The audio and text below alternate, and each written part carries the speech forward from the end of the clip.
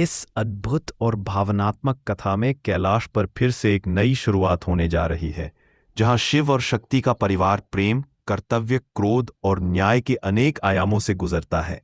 कथा आरंभ होती है माता पार्वती के प्रति उनके पुत्रों और भक्तों के गहन प्रेम के प्रदर्शन से। गणेश, कार्तिकेय, नंदी और समस्त गण माता को एक दिव्य स्थान पर ले जाते हैं, जहां सबने मिलकर उन्हें प्रेम और श्रद्धा से सजाया गया स्वागत स्थल तैयार किया है। गणेश अपनी वीणा की मधुर ध्वनि से वातावरण को भक्ति से भर देते हैं। कार्तिकेय अपनी सुरीली वाणी और कला से स्थान को जीवंत बना देते हैं, और नंदी अपनी भक्ति से सबको आनंदित कर देता है। माता पार्वती प्रसन्न होकर कहती हैं कि उनके पुत्र अब बालक नहीं रहे, वे किशोर और परिपक्व हो चुके हैं। महादेव उनकी बात सुनते हुए मुस्कुराते हैं, लेकिन पार्वती यह संकेत देती हैं कि अब कार्तिकेय के विवाह का समय आ गया है। यह सुनकर महादेव सहमति जताते हैं और कहते हैं कि पुत्र का विवाह न केवल परिवार में नई ऊर्जा लाएगा, बल्कि यह शिव शक्ति परिवार के विस्तार का प्रतीक भी होगा। इसी बीच कार्तिकेय के विवाह के लिए योग्य वधू की खोज आरंभ होती है। गणपति और नंदी उत्साह से कहते हैं कि वे इस शुभ कार्य के लिए तैयार हैं, लेकिन इसी प्रसंग में कथा एक गहरे मोड़ लेती है, जब असुर माता और कली की नई योजना आकार लेती है। असुर माता घोषणा करती हैं कि वह अब स्वर्गलोक को जीतकर वहां का अधिकार प्राप्त करना चाहती हैं। वह कहती हैं कि युगों से हार और जीत का यह खेल चलता आया है, पर इस बार वह केवल विजय चाहती हैं, संपूर्ण और स्थायी विजय। वह कली से कहती हैं कि वह उसके इस अभियान की सहायता करेगा। कली मुस्कुराते हुए कहता है कि वह छल और बुद्धि से राज्य करता है, न कि बल से। असुर माता के भीतर की महत्वाकांक्षा अब अहंकार में परिवर्तित हो चुकी है, और वह देवताओं के सिंहासन तक को ललकार देती है।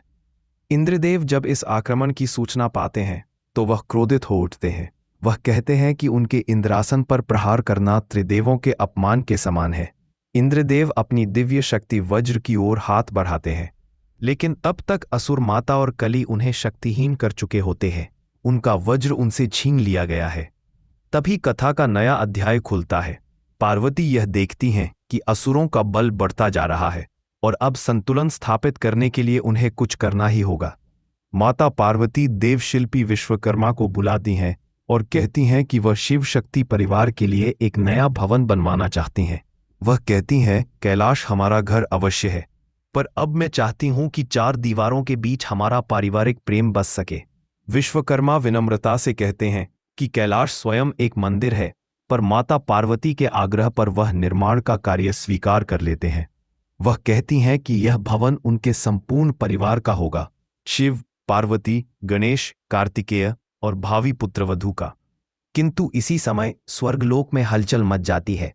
इंद्रदेव, जो अपनी शक्ति खो चुके हैं, पार्वती से मिलने आते हैं और क्रोध में कहते हैं कि उनके इस अपमान के पीछे वही जिम्मेदार है। वे कहते हैं कि पार्वती ने दारुका को वरदान दिया था, और उसी वरदान के कारण अब असुरों ने उन्हें दुर्बल कर दिया है। पार्वती इस आरोप से आहत होती है और कहती हैं कि वह संसार की कल्याणेश्वरी है, किसी का अनिष्ट नहीं चाहती। लेकिन इंद्रदेव अपनी पीड़ा प्रकट करते हुए कहते हैं कि उनके जीवन की सबसे बड़ी त्रासदी अब उनके समक्ष है। उनकी पुत्री देवसेना का अपहरण हो गया है। देवसेना, जो स्वयं एक शक्तिशाली और तेजस्वी कन्या है, को असुर केसी ने बंधक बना लिया है। वह कहता है कि अब देवसेना उसकी होगी।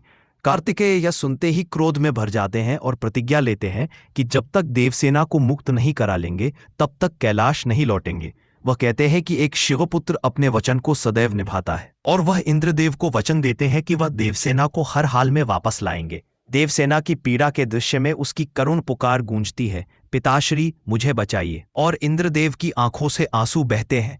पार्वती यह देखकर स्वयं को दोषी मानती हैं कि उन्होंने ही ऐसा वरदान दिया था जिसने असुरों को यह साहस दिया। वह पश्चाताप करती हैं और महादेव से कहती हैं कि अब समय आ गया है जब उन्हें स्वयं संसार में संतुलन स्थापित करना होगा। महादेव पार्वती से कहते हैं, देवी, हर युग में जब अधर्म बढ़ता है, तब धर्म की रक्षा के लिए शक्ति और शिव को एक होना पड़ता है। यह समय भी उसी एकता का है।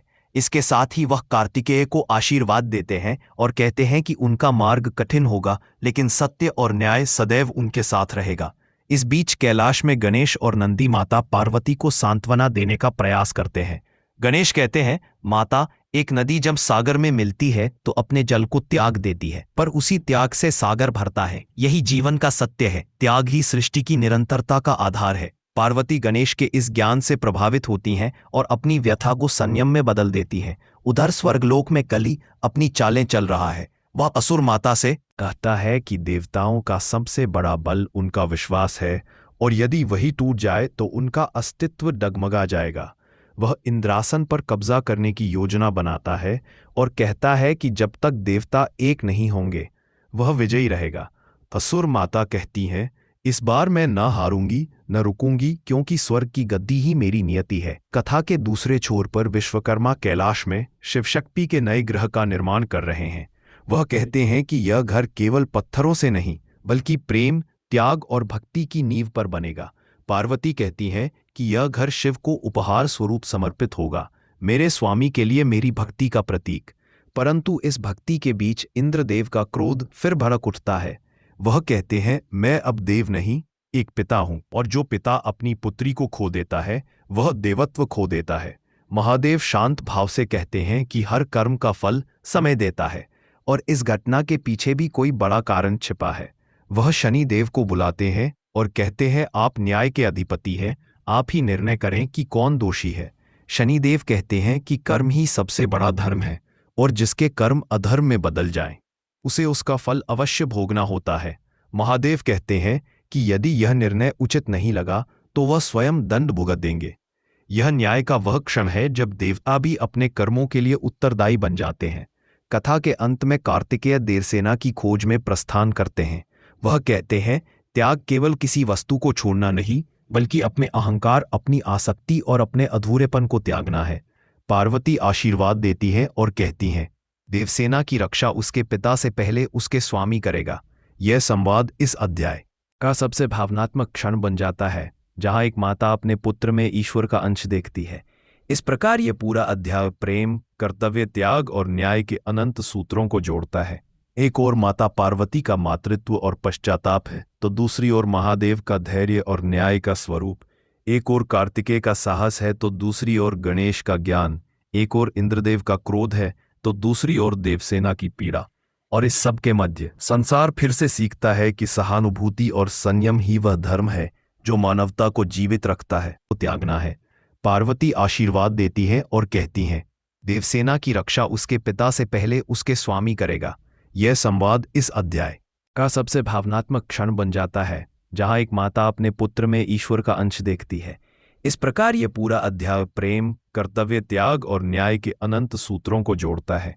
एक ओर माता पार्वती का मातृत्व और पश्चाताप है तो दूसरी ओर महादेव का धैर्य और न्याय का स्वरूप। एक ओर कार्तिकेय का साहस है तो दूसरी ओर गणेश का ज्ञान। एक ओर इंद्रदेव का क्रोध है तो दूसरी ओर देवसेना की पीड़ा। और इस सब के मध्य संसार